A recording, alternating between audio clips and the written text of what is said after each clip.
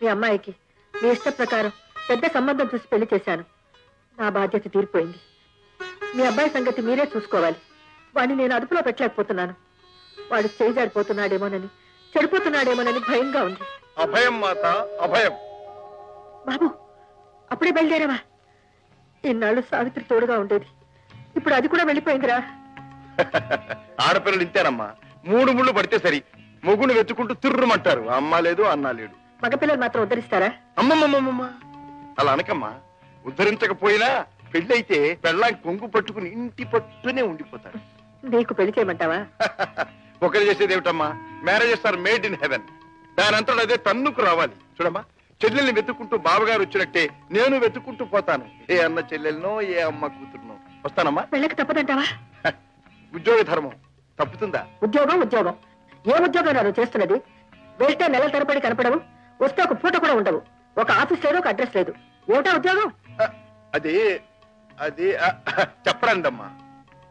అంత చెప్పకూడదైతే అది చేయరాందే అయి ఉంటుంది.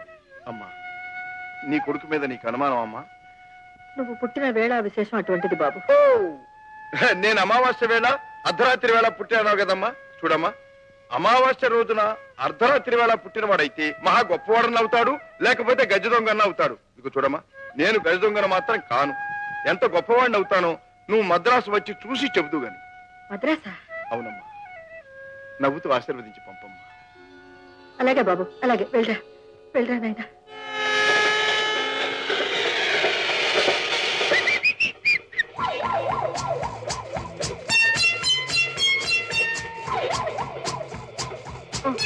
సారీ, మీరు?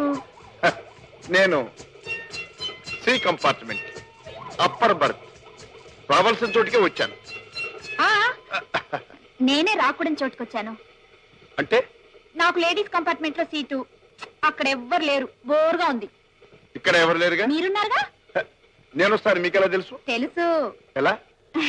లిస్ట్ లో చూశాను. I see. మీకు అభ్యంతరం లేకపోతే మీతో పాటు నేను. ఏమిటి, నాతో పాటు మీరా? మీకు జోక్ చెప్పనా? మీరు బాగానే అవుతారండి. మరి జోక్ చెప్పండి. చెప్పంటారా? ఒక అబ్బాయి అమ్మాయి ప్రేమించుకున్నారు. ప్రేమించుకోవడం జోకా? ఆగండి, ప్రేమించుకున్న తర్వాతే జోక్ అంతా ఉందండి. ఆ అమ్మాయి ఎంత కదా? డార్లింగ్.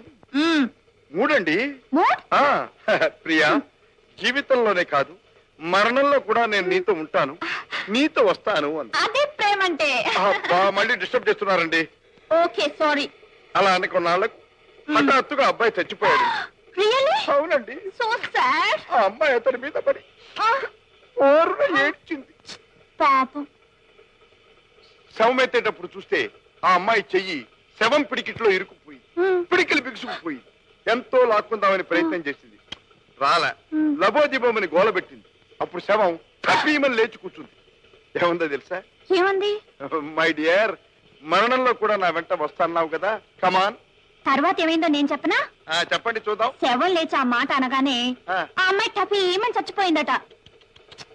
అప్పుడు ఆ అబ్బాయి తన చేయి మాత్రం శవం చేతులు ఇరుక్కోకుండా జాగ్రత్తగా ఏడ్చాడట. జోక్ మై జోక్ భలే వేశారండి. మన ఇద్దరం కలిస్తే పెద్ద జోక్ అవుతుంది. అయితే రండి, మనం కలుసుకున్న ఈ శుభ సమయంలో మీకు చిన్న పార్టీ ఇస్తాను.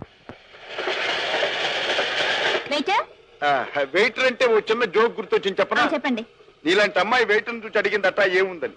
వెయిటర్ ఏమన్నాడు తెలుసా? మీరు అడిగిన తప్ప మిగతావన్నీ ఉన్నాయన్నా. అప్పుడు ఆ అమ్మాయి ఏమందో తెలుసా?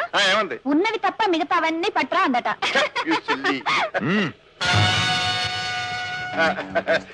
నీకేం కావాలో త్వరగా చెప్పు. ఏదో ఒకటి. ఏదో ఒకటి అంటే రుబ్బిని పిండో నానేసిన పప్పు తెస్తారు. త్వరగా చెప్పు. మర్యాదగా మూడో మనిషికి తెలియకుండా బయటికి రావడం బుద్ధిమంతుల లక్షణం. అదేంటి? మిషన్ చైర్ లో స్పెషల్ టిఫిన్ ఏర్పాటు చేస్తున్నారట. పదండి. ఏమిటిది?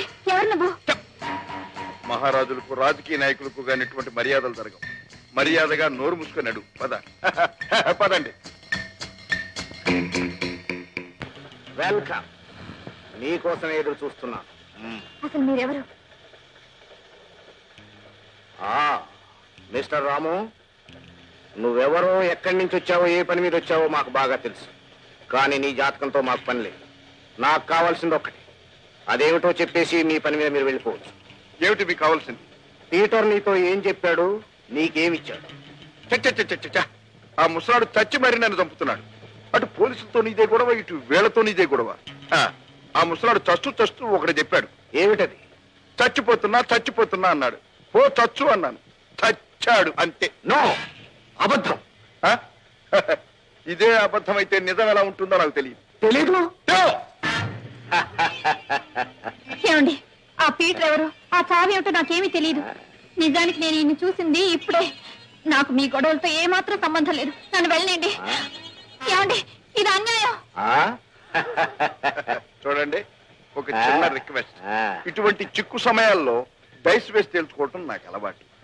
మీరు అనుమతిస్తే. ఓఎస్. చూడండి, డైస్ 4 పడితే మీది ఛాన్స్, 6 పడితే నాది ఛాన్స్. Okay okay okay.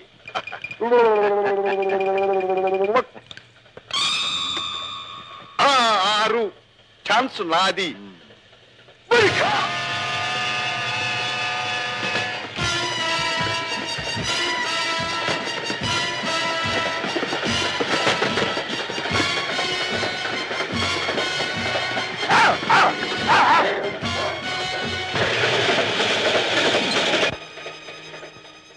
మన ఇద్దరిని ముక్కలు చేసి 3 రోజుల పాటు ముక్కు దాకే తింటాయి.